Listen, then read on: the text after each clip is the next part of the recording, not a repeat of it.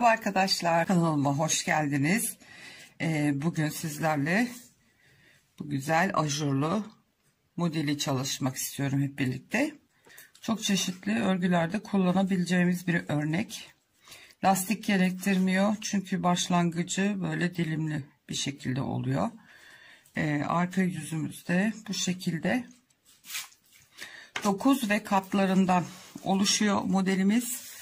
9 ve katları artı 6 ilmek ve 4 tane de kenar ilmeği, iki bir tarafa iki bir tarafa kullanmak için, yani 9 18 27 36 gibi ilmekleri atacaksınız. Fazladan 6 ilmek ve artı 4 tane de iki sağ tarafa iki sol tarafa kenar ilmeği olacak şekilde ilmeklerimizi atacağız. Ben bugün size 28 ilmek üstünden göstereceğim. Tersinden, başlangıçta tersten kuruyoruz direkt. Şimdi ilk ilmeğimi alıyorum, bir tane de ters örüyorum. Şişimi bir kere doluyorum. İlmeklerimi, iki tanesini hemen tersine çeviriyorum. Çünkü sola yatık keseceğimiz için ilmek düz olsun diye. İki tane düz örüyoruz arada. Hemen şu iki taneyi gevşeteyim birazcık. İlk sıra olduğu için zor oluyor. Soldan sağa doğru keseceğiz. Burada ilmekleri döndürmemize gerek yok. Kestim ve doladım bir kere kestiğimin yerine. Şimdi 3 tane araya şu ters örgümüzü örüyoruz. 3 ilmek. İlk modelimiz şu anda hazır. Şimdi tekrar üstüne doluyorum. İlmeklerimin yönünü değiştiriyorum. 2 tanesinin. Bunları sola yatıp kesiyoruz. 2 tane arada düz örgümüz var. 2 tane düz ilmek örüyoruz.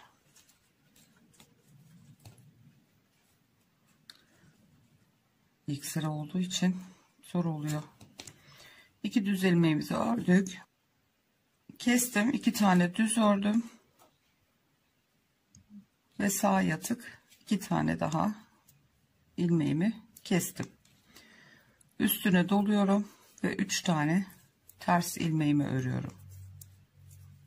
İki model arasındaki şu 3 tane ters ilmeğimi ördüm. Şimdi tekrar doladım. İlmeklerimin yönünü değiştiriyorum. Ve kesiyorum sağa doğru. 2 ilmek düz ördüm. Bunları da şimdi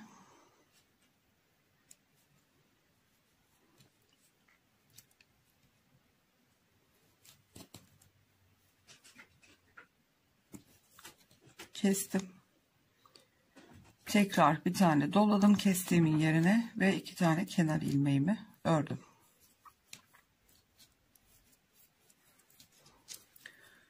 Arka sırada hiçbir işlem yapmıyoruz.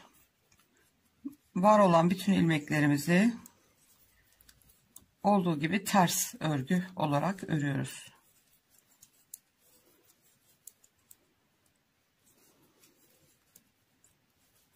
Model 4 sıranın tekrarından oluşuyor. Oldukça kolay ve örmesi zevkli. Bayan yeleklerine özellikle çok yakışacağını düşünüyorum. Evet, arka sırada bütün ilmekleri ters örüyoruz.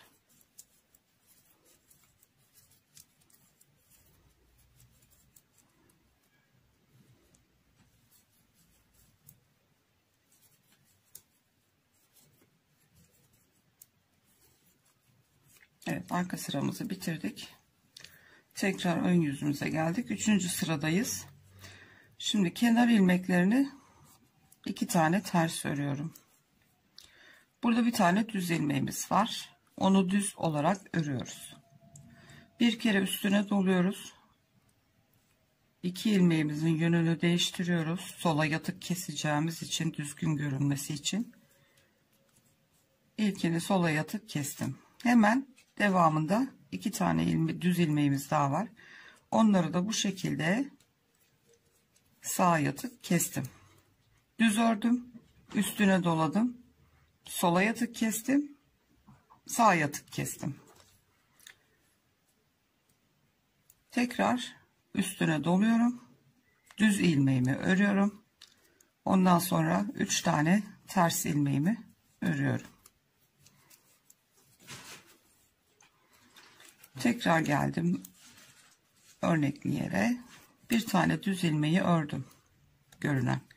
Doladım üstüne, hemen ilmeklerin yönünü değiştiriyorum ve sola yatık kestim.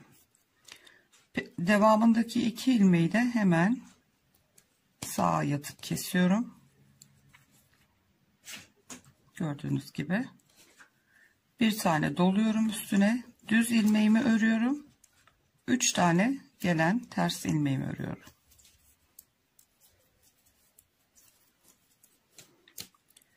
Düz ilmeği düz örüyorum, üzerine doluyorum, ilmeklerin yönünü değiştirip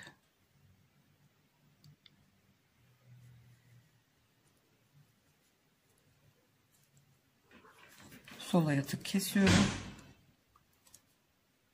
Devamındaki 2 ilmeği de sağa yatık kesiyorum. Üzerine doluyorum, düz ilmeği düz olarak örüyorum ve ters olarak 2 kenar ilmeğimi örüp sıramı bitiriyorum. Yani şu ok şeklindeki görüntüyü veriyoruz. İlk artırmamız, ikinci artırmamız, gördüğünüz gibi. Şimdi arka sırada tekrar bütün ilmeklerimizi ters olarak öreceğiz. Hiçbir işlem yapmadan. Evet, kenar ilmeklerimi de ördüm. Evet, gördüğünüz gibi modelimiz, aradaki 3 ilmeğimiz, model kendini belli etmeye başladı bile. Şimdi baştan ne yapıyorduk? 2 tane ters kenar ilmeğimizi ördük. Şişime doluyorum. İlk 2 ilmeğin yönünü değiştirip sola yatık kesiyorum. Aradaki 2 ilmeği düz olarak örüyorum. Sonraki 2 ilmeği sağa yatık kesiyorum. Bir tane doluyorum. 3 tane ters örgümü örüyorum. Doluyorum şişimin üstüne. İlmeklerimin 2 tanesinin yönünü değiştiriyorum. Sola yatık kesiyorum. Aradaki 2 ilmeği düz olarak örüyorum. Sonraki 2 ilmeği sağa yatık kesiyorum. Devamındaki 3 tane ters örgümü yine ters örgü olarak örüyorum. Ters haroşa örüyoruz.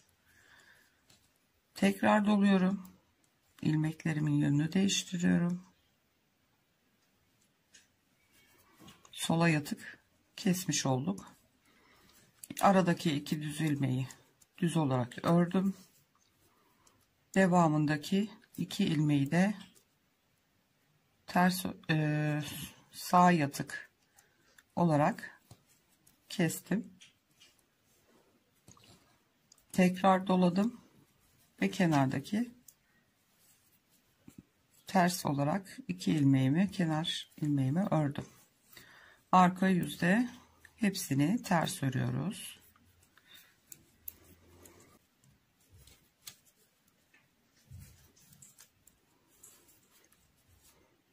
Evet.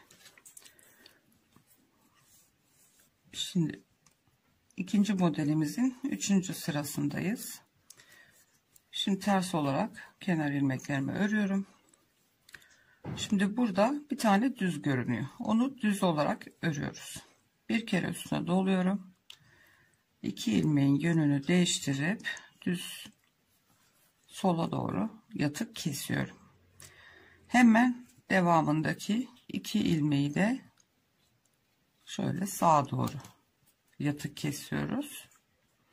Ve şu ok gibi görünen görüntüyü elde etmiş olduk. Üstüne doluyoruz. Düz örgümüz var. Bir tane. Onu örüyoruz. Ve devamında 3 ilmek ters örgümüzü örüyoruz. Şimdi tekrar düz ilmek, bir önceki sırada artırma yaptığımız ilmek bu. Düz olarak örüyoruz onu. Doluyoruz. İlmeklerimizin yönünü değiştiriyoruz.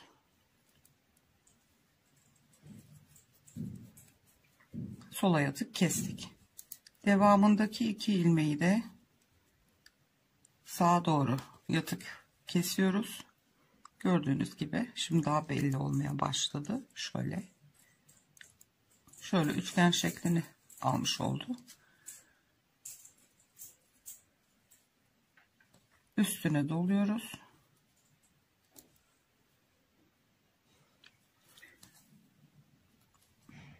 Üstüne doluyoruz. Düz ilmeğimizi, bir tane düz ilmeğimiz var burada. Onu örüyoruz. Ve 3 adet ters ilmeğimizi ters olarak tekrar ördük. Düz ilmeğimi düz olarak örüyorum. Üstüne doluyorum. İlmeklerin yönünü değiştiriyorum. Ve sola yatık kestim.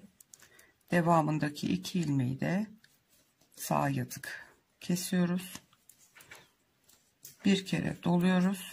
Kestiğimizin yerine bir tane düz ilmeğimiz var. Onu örüyoruz. Ve ters olarak 2 kenar ilmeğimizi ördük. 4. sıradayız modelin. Ve bu sıramız yine tamamen ters örgü. Örneğin arka tarafı hep ters. Evet, şöyle göstereyim. Gördüğünüz gibi etek ucu da böyle dilimli olduğu için lastiğe de gerek yok. Gördüğünüz gibi ilkinde pek belli olmasa da ikincisinde şöyle o yukarıya ok gibi dilimlerimiz ortaya çıktı. Modelimiz bu kadar arkadaşlar. Videoyu başa sarıp çok kolay öğrenebilirsiniz. Bir sonraki videoda görüşmek üzere. Kendinize ve sevdiklerinize çok iyi davranın. Hoşça kalın.